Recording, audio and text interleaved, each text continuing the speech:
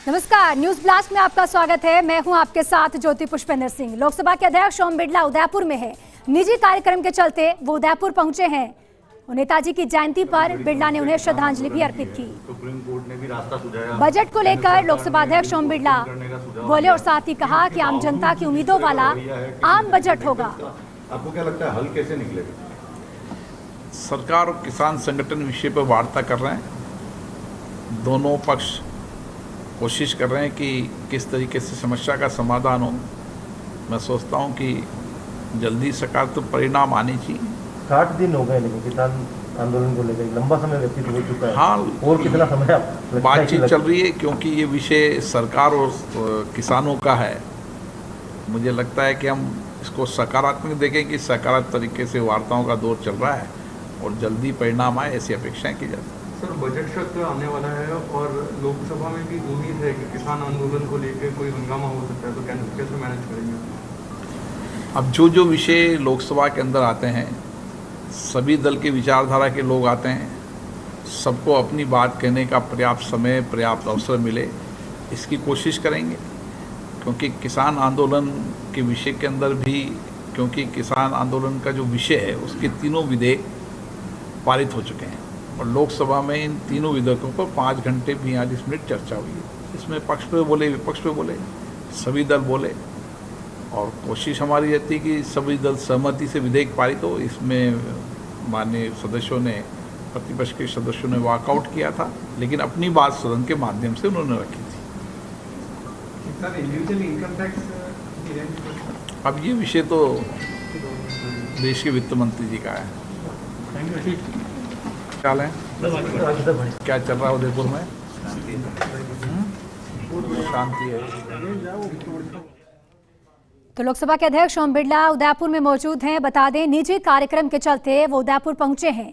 नेताजी की जयंती पर बिरला ने श्रद्धांजलि भी अर्पित की और बजट को लेकर खास तौर पर लोकसभा अध्यक्ष ओम बिरला ने कहा कि आम जनता की उम्मीदों वाला आम बजट होगा। तो आम जनता की उम्मीदों वाला आम बजट होगा, ये कहना है लोकसभा अध्यक्ष ओम बिरला का। निजी कार्यक्रम के चलते वो उदयपुर में मौजूद है और इसी दौरान पीसी के जरिए उन्होंने आम बजट को लेकर बड़ी बातें कही और साथ ही नेताजी की जयंती पर बिरला ने श्रद्धांजलि भी अर्पित की।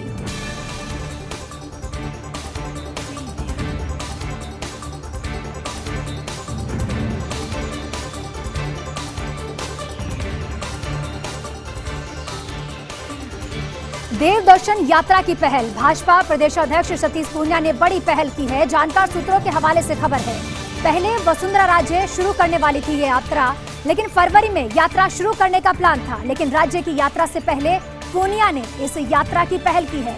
सालासर बालाजी दर्शन के साथ ही देव दर्शन की यात्रा भी शुरू की।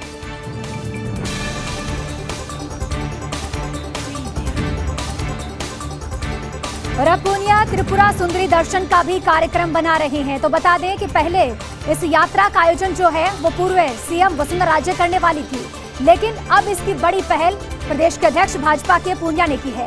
तो राज्य से पहले इस यात्रा की पहल कर दी है सतीश पूनिया ने। सालासर बालाजी दर्शन के साथ ही देव दर्शन की यात्रा की पहल की शुरू की गई। एयरपोर्ट की कैंटीन कमाई के चक्कर में बंद हो गई। जी हां, 1.5 साल पहले तक बढ़िया तरीके से स्टाफ कैंटीन चला रहा था। पार्किंग क्षेत्र में कैंटीन से कर्मचारियों के लिए भी सुविधा थी और साथ ही यात्रियों को भी हल्का नाश्ता मिल जाया करता था। लेकिन एयरपोर्ट के बड़े साहब को एक सयाने अफसर ने इसकी सलाह दे दी। पोर्च के बाहर बेसमेंट में कैंटीन कम रेस्टोरेंट खोलने की सलाह दे डाली और अब किराया एक साथ हजारों से बढ़ाकर लाखों में कर दिया गया। जोश में पुराने वेंडर ने कैंटीन को खोल लिया, लेकिन किराया भी नहीं निकलते दिखा तो उसे हाथ खड़े करने पड़े। इस बीच लॉकडाउन लग गया और वेंडर को सुनहरा मौका हाथ लग गया। लॉकडाउन के बाद 8 महीने से अब कैंटीन नहीं खोली गई है। अब चाय पीने भी 1 किलोमीटर दूर जाकर चलना पड़ता है और कोसते हैं उन साहब को जिनकी रेवेन्यू की दूरदृष्टि के चलते ये कैंटीन पूरी तरह से बंद हो गई। लगातार अब चाय पीने के लिए भी कर्मचारियों को 1 किलोमीटर दूर जाना पड़ता है और उन साहब को कोसते हैं जिन्होंने इसकी सलाह दी थी। किसान आंदोलन में संघ की एंट्री हो चुकी है। संघ का प्रेशर, जल्द निकाला जाए किसान आंदोलन का हल। एक साक्षात्कार में संघ के प्रमुख मोहन भागवत ने ये मैसेज दिया है। इंटरव्यू के अगले ही दिन सरकार ने संघ को संदेश का जवाब दे दिया। सरकार ने कहा कि इन कृषि बिलों को 1.5 साल के लिए होल्ड करने को वो तैयार है और सरकार की ओर से किसानों को एक और दौरे की वार्ता के लिए भी आमंत्रित किया गया है। इधर हैरानी की बात यह है कि सरकार से किसी बात को लेकर ये रास्ता पहली बार अपनाया गया। इससे पहले संघ के नागपुर या टेलीफोन से ही सरकार को अपना संदेश देती रही है। तो साफ तौर पर इस पूरे मामले में कोई हल निकलता हुआ दिखाई नहीं दिया और संघ का प्रेशर अब जल्द ही किसान आंदोलन का हल निकाला जाएगा। कल भाजपा के नए कोर ग्रुप की पहली अहम बैठक है। कई प्रमुख मुद्दों पर यहां चर्चा और मंत्रणा हो सकती है। आगामी विधानसभा उपचुनाव को लेकर भी मंथन किया जा सकता है और अब तक के पंचायत और निकाय चुनाव की परफॉर्मेंस पर भी चर्चा होगी। संपूर्ण संगठन संरचना को लेकर भी चर्चा संभवतः की जा सकती है। 90 नगर निकाय चुनाव को लेकर भी बातचीत इस मंत्रणा के माध्यम से की जा सकती है। विधानसभा के बजट सत्र में सत्ता पक्ष को घेरने की भी रणनीति इस बैठक के माध्यम से तैयार की जाएगी। तो बता दें 90 नगर निकाय चुनाव को लेकर भी यहाँ बातचीत होगी। संभवतः इसको लेकर रणनीति भी तैयार की जाएगी और संपूर्ण संगठन संरचना को लेकर भी चर्चा संभवतः हो सकती है। अब तक के पंचायत और निकाय चुनाव की परफॉर्मेंस पर भी इस बैठक के माध्यम से चर्चा होगी और साथ ही 90 निकाय चुनाव को लेकर चर्चा हो सकती है। उपचुनाव को लेकर भी मंथन हो सकता है और कई प्रमुख मुद्दों पर कल चर्चा हो सकती है। आगामी विधानसभा के उपचुनाव को लेकर भी चर्चा हो सकती है। और चलिए अब आगे बढ़ते हैं। प्रदेश में सियासी नियुक्तियों से जुड़ा एक बड़ा प्रकरण। अजय माकन ने 31 जनवरी की डेडलाइन दी थी, लेकिन अब ये पूरा मामला टलता नजर आ रहा है। अगर जल्द नहीं हुआ फैसला तो संभवतः अप्रैल तक मामला टलेगा। 10 फरवरी से बजट का सत्र भी शुरू हो जाएगा। उसके बाद उपचुनाव में व्यस्त होगी सरकार और साथ ही पार्टी भी व्यस्त नजर आएगी। ऐसे में बीच में ही राजनीतिक नियुक्तियों का जोखिम भी संभव नहीं है। वैसे भी बता दें राजस्थान में अब हर फैसले गहलोत ही लेंगे और कल सीडब्ल्यूसी में गहलोत के तेवर भी बिल्कुल साफ हो चुके हैं। हालांकि सचिन पायलट ने भी पूरा जोर लगा रखा है। नियुक्ति और मंत्रिमंडल फेरबदल के लिए दिल्ली तक जोर लगा रखा है। तो बता दें राजस्थान में अब हर फैसला गहलोत ही लेंगे। कल सीडब्ल्यूसी में गहलोत के तेवर भी सबको साफ तौर पर नजर आ गए थे। हालांकि देखिए सचिन पायलट ने भी पूरा जोर लगा रखा है। नियुक्ति और मंत्रिमंडल फेरबदल के लिए दिल्ली तक सचिन पायलट ने पूरी तरह से जोर आजमाइश की प्रक्रिया शुरू कर दी है। ऐसे में बीच में ही राजनीतिक नियुक्तियों का जोखिम संभव नहीं है। सस्पेंशन नाम का साहब की मौजा ही मौजा। रोडवेज के एक डिपो मैनेजर की निलंबन काल में भी मौज हो चुकी है। मेवात में रहते हुए निलंबित किए गए थे। निलंबन काल में साहब का मुख्यालय झीलों के शहर किया गया था। 6 माह से ज्यादा समय से साहब का निलंबन चल रहा था, लेकिन साहब ने 1 दर्जन बार भी रुख नहीं किया झीलों का। राजधानी के नजदीक एक जिले में निलंबन काट रहे हैं साहब और महीने में एक बार जाकर एक साथ हाजिरी लगाकर आ जाते हैं। क्या सीएमडी राजेश्वर सिंह अब हाजिरी रजिस्टर की जांच करवाएंगे? क्योंकि लगातार अब सवाल या निशान उनकी कार्यशैली पर भी खड़े हो रहे हैं। राजधानी के नजदीक एक जिले में अपना निलंबन काट रहे हैं और कभी भी झीलों का रुख नहीं किया, उनका हालचाल नहीं जाना।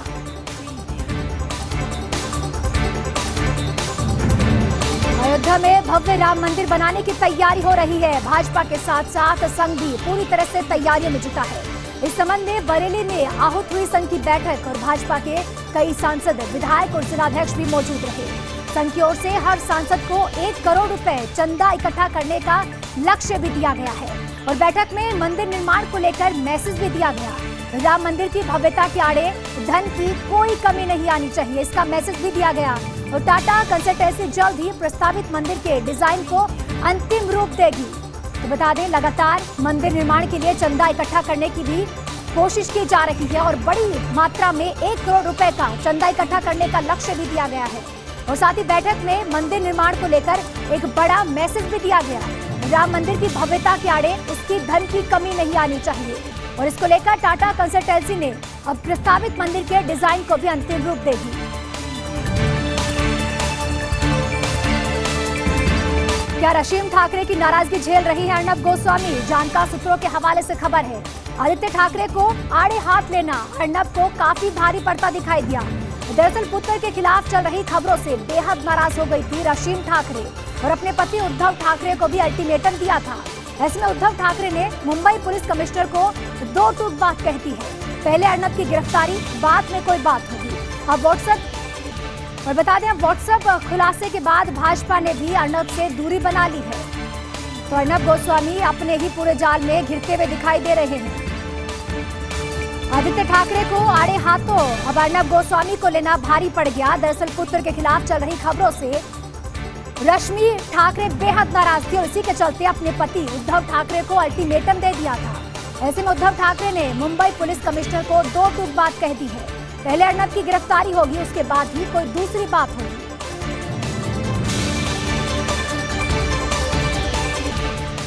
बंगाल चुनाव में भाजपा ने लागू किया त्रिपुरा का मॉडल। त्रिपुरा में संघ ने अपने हाथ में कमान ली थी और जमीनी स्तर पर मजबूत किया था पार्टी को।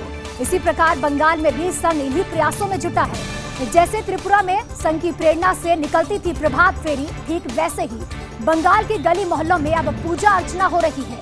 अब तक ममता के 14 विधायक और 3 मंत्री शामिल हो चुके हैं और साथ ही जानकार सूत्रों के हवाले से खबर है कि संभवतः दीदी के भाई कल्याण बनर्जी से भी भाजपा ने संपर्क साधा है।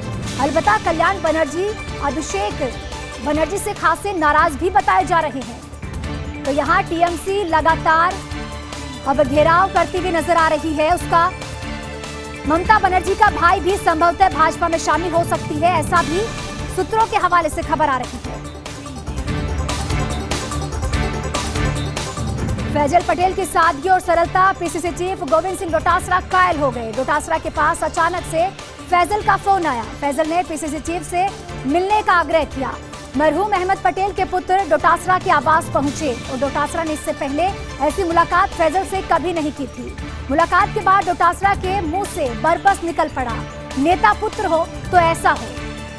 जी हाँ, मरहूम अहमद पटेल के पुत्र डोटासरा के आवास उनसे मिलने पहुंचे और उनसे मिलने के बाद पीसीसी के चीफ गोविंद सिंह डोटासरा उनके व्यवहार के कायल हो गए। तो मुलाकात के बाद डोटासरा के मुंह से बरबस निकल पड़ा कि नेता पुत्र हो तो इनके जैसा हो।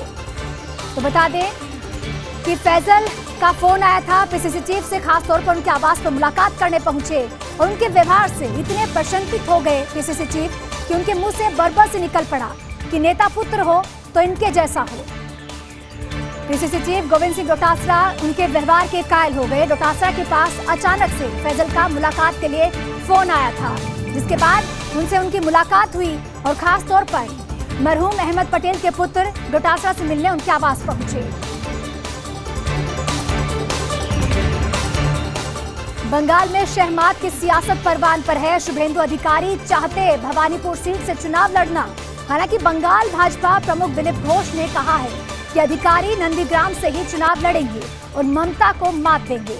इधर ममता ने नंदीग्राम से चुनाव लड़ने की घोषणा कर भाजपा को बड़ा मैसेज दे दिया। वैसे बता दें, नंदीग्राम में मुस्लिम वोट बिगाड़ सकते हैं अधिकारी की जीत का जायका, लेकिन इस बार भवानीपुर सीट से ममता की राह आसान नहीं है। गैर बंगाली वोट चुनौती भरे होंगे। और बता दें कि लगातार चूंकि भाजपा और टीएमसी अब एक दूसरे के आमने सामने मैदान में खड़ी है, तो ऐसे में देखना होगा कि इस सीट से कौन जीत कर निकलता है। नंदीग्राम में मुस्लिम वोट अधिकारी की जीत का जायका बिगाड़ सकते हैं।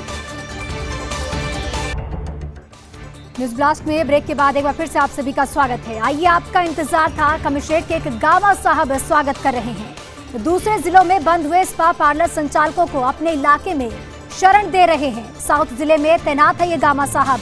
दरअसल गामा साहब के दिल में इन संचालकों के लिए विशेष प्रेम है।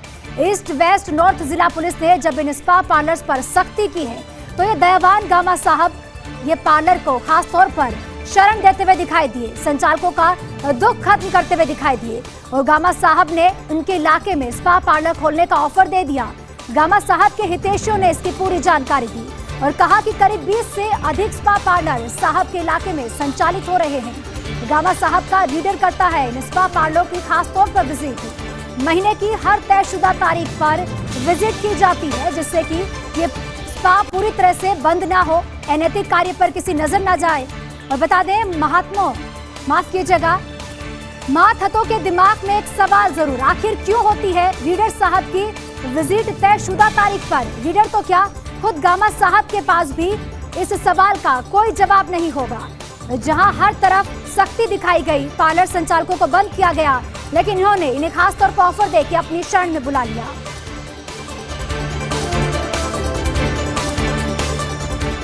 कहां से कहूं मैं पीर, एक एसीएस स्तर के अधिकारी की टीस है। सीएस से जूनियर होने पर भी सचिवालय से बाहर होने की टीस है। हालांकि अन्य सेवा से आईएएस की स्क्रीनिंग कमेटी में शामिल थे, लेकिन राजधानी से दूर अजमेर में रहने की टीस है। तबादले में जयपुर आने की आस रहती है, लेकिन हर बार इन्हें मायूसी ही हाथ लगती है। साहब के रिटायरमेंट में भी काफी समय है, ऐसे में जयपुर आकर सुकून से रहना चाहते हैं और इन्हें राजधानी से दूर अजमेर में रहने की टीस है। हालांकि अन्य सेवा से आईएएस की स्क्रीनिंग कमेटी में शामिल थे, लेकिन सीएस से जूनियर होने पर भी सचिवालय से बाहर होने की इस अधिकारी को टीस है और राजधानी जयपुर में सुकून से रहने की भी इन्हें टीस है। तबादले में जयपुर आने की इन्हें आस रहती है, लेकिन हर बार इनके हाथ सिर्फ मायूसी ही लगती है। साहब की रिटायरमेंट पे भी काफी समय बाकी है, ऐसे में जयपुर आकर सुकून से रहना चाहते हैं। पूर्वी दरवाजे पर एक साहब ने जमा लिया है अंगद का पांव। मध्य प्रदेश सीमा से लगते जिले में साहब ने पांव जमा लिए। इन साहब को लेकर पिछले बड़े साहब बेहद सख्त रहते थे।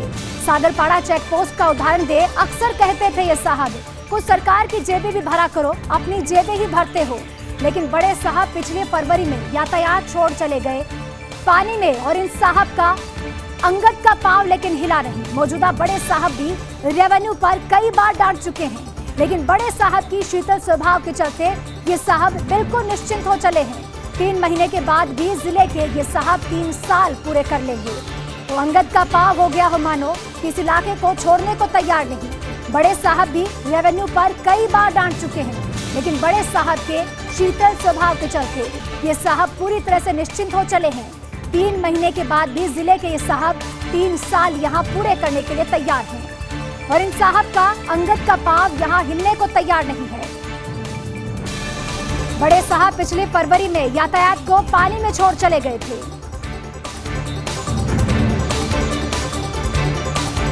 नीति नहीं बढ़ने दे रही राजनीति की ओर, साहब छोड़ गए वो गलियां, लेकिन बुला लेते हैं बार बार।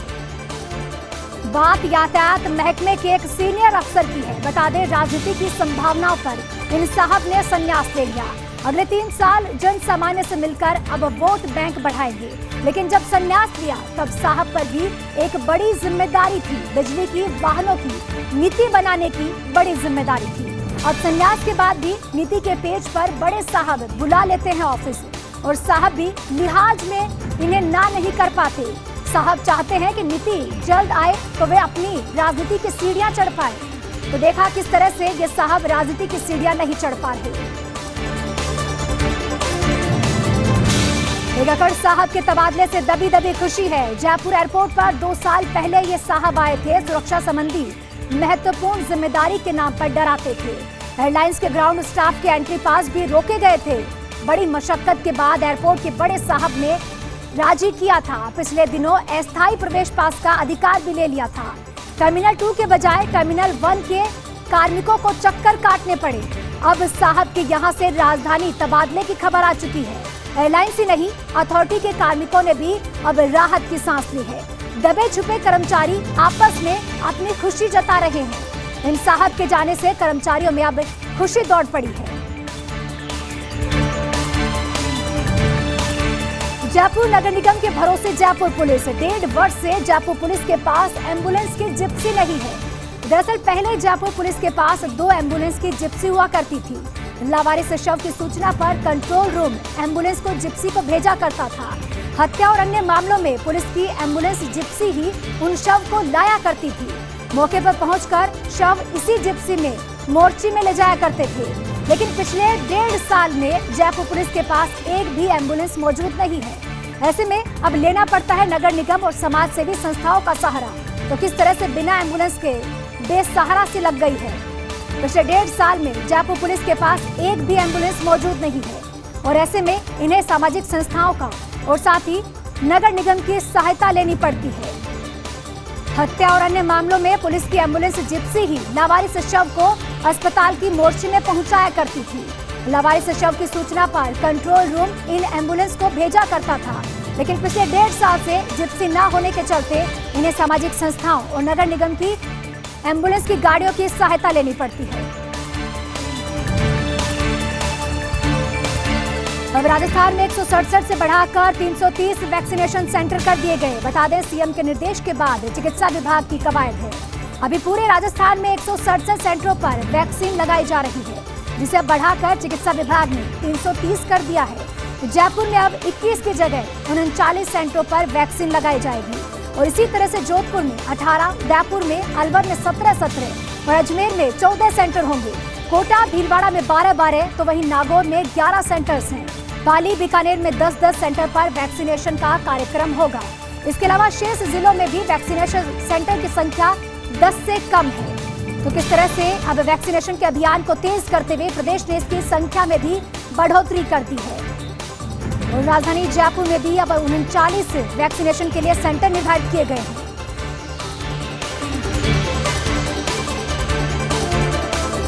कोरोना फतेह की ओर राजस्थान। देश के 26 कोरोना फ्री जिलों में अकेले राजस्थान के 11 जिले शामिल हैं। इन जिलों में अब एक भी कोरोना रोगी अस्पताल में भर्ती नहीं है। 11 जिलों में करीब 200 दिनों ने ये जंग जीती है। भारतीय टीम ने ऑस्ट्रेलिया में कमबैक करते हुए धूल चटाई थी। पहले मैच में जहां 36 रन पर ऑल आउट होने के बावजूद भी हिम्मत नहीं हारी थी और इसी तरह राजस्थान भी हिम्मत के साथ लड़कर कोरोना पर अब विजय पा रहा है। दौसा, बूंदी, चूरू, झुंझुनू, करौली, प्रतापगढ़, सवाई माधोपुर, सिरोही, टोंक, धौलपुर और भरतपुर में एक भी कोरोना मरीज अस्पताल में भर्ती नहीं है, जो कि एक बड़ी विजय है। इसके साथ ही प्रदेश के 12 जिले भी कोरोना फ्री के करीब पहुंच चुके हैं। मास्क और सोशल डिस्टेंसिंग से जल्द ही कोरोना पर विजय प्राप्त कर सकता है राजस्थान। तो किस तरह से राजस्थान इस मामले में देश भर में अब अव्वल होने जा रहा है। न्यूज ब्लास्ट में फिलहाल के लिए इतना ही, लेकिन देश और दुनिया की तमाम बड़ी खबर